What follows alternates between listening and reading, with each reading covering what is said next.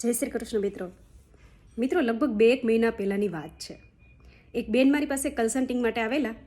સાથે એમનો 17-18 વર્ષનો દીકરો હતો.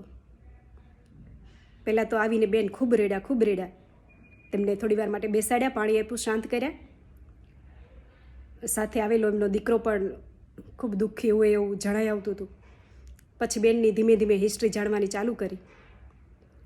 ટૂંકમાં તમને કહું તો આખી વાતનો સાર એટલો જ નીકળતો હતો કે બેનનું કહેવાનું એવું હતું કે એમને કોઈ સમજતું જ નથી.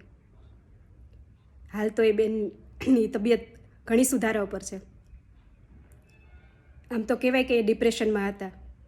ડિપ્રેશન આવ્યું નહોતું, ડિપ્રેશન એમણે લીધું હતું.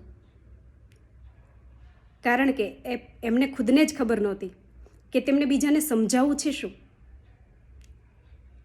ઘણી વખત આપણી સાથે પણ આવું જ બનતું હોય છે.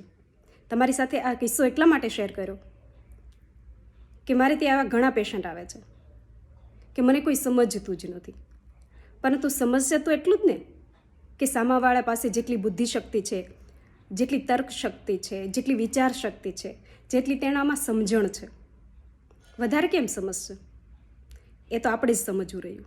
ખરું ને? જય શ્રી કૃષ્ણ.